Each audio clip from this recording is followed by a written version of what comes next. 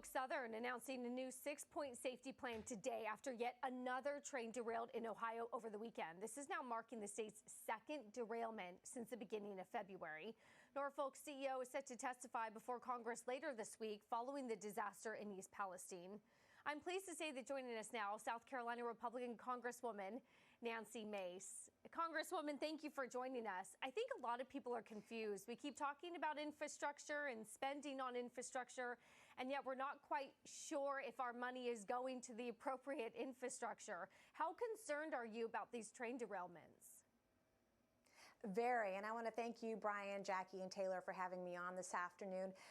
Any federal money that we spend on infrastructure should be tied to tangible results. That is the very least we could do. And here, we heard today about a new safety plan. Where was this safety plan last year when Congress was working on a almost $2 trillion infrastructure bill?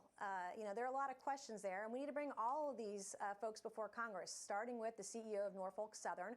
We need to include the governor of Ohio. He ought to come to Congress and testify. Mayor Pete, head of DOT. All of them should be there before Congress, the Senate and the House, to tell us what's really going on here.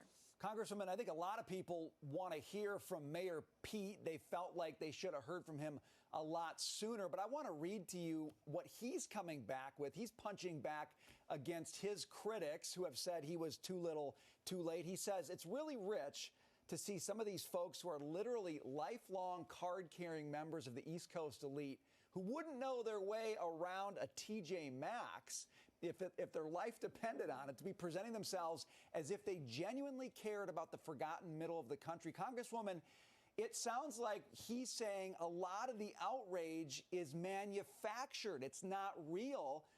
I wonder what you think the people of East Palestine think about that response from him. Well, it's rich when he waited 10 whole days to say anything about East Palestine.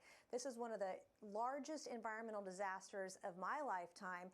And he didn't visit East Palestine, Ohio, until after the former president had gone there and delivered pallets of water. And so you want to talk about slow rolling aid to a community in Ohio. That's exactly what he did. He turned his back on middle America. That is East Palestine, Ohio. Congresswoman, if I could shift gears with you for a moment, there are some new emails showing Dr. Anthony Fauci commissioned a scientific paper. It was February of 2020, and he wanted to disprove the theory that the virus leaked from a lab in Wuhan. I want you to listen to what Congressman Jim Jordan had to say about it. Fundamental question is, why was Dr. Fauci so consumed with making sure the narrative wasn't about the lab? I think it's because they were doing gain-of-function research there. He didn't want that out. And that was the narrative that everyone on the left bought into, even though the facts and common sense, maybe most importantly, pointed to the lab leak theory. And there is evidence that there was gain-of-function research going on there, and that Dr. Fauci essentially wanted that to go away because it was the NIH that was sponsoring it. Your thoughts? Right. No, that's exactly right. How many times has Dr. Fauci lied to Congress, lied to the American people? And he's never been held accountable for those lies. He commissioned this study to disprove the lab leak theory. Republicans were called conspiracy theorists. How many times does that have to happen before we are proven right once again? And my next question, as you just brought it up, is did we pay for this? We knew gain-of-function was going on in Wuhan. We knew it was likely leaked out of the lab. I want to know if the American taxpayer paid for it. I think that's a fair question. I think a lot of people also want to know, how involved was the government, particularly the FBI, when it comes to all these questions that we debated over the last 3 years around COVID and COVID policy and where it came from? We know that major social media sites suppress that. We know that Congress now is looking at trying to get those answers. But talk a little bit about how you're going to be digging into that, particularly on the question of the FBI, because the government putting their finger on the scales when it comes to this debate seems egregious to most people.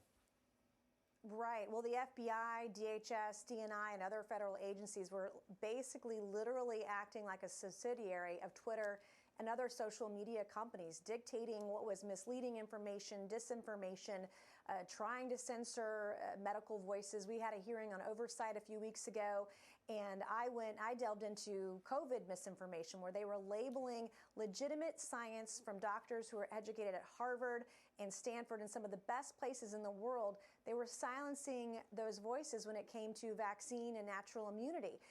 And so we've seen this over and over again. Jim Jordan is also going to have his own hearings on the Judiciary Committee, but you'll see investigations and hearings both in Judiciary and in Oversight, where I also sit. But my biggest frustration here today is with what's going on is it's not enough to have these hearings. Who is getting fired? Who's going to be referred to the Department of Justice for breaking the law?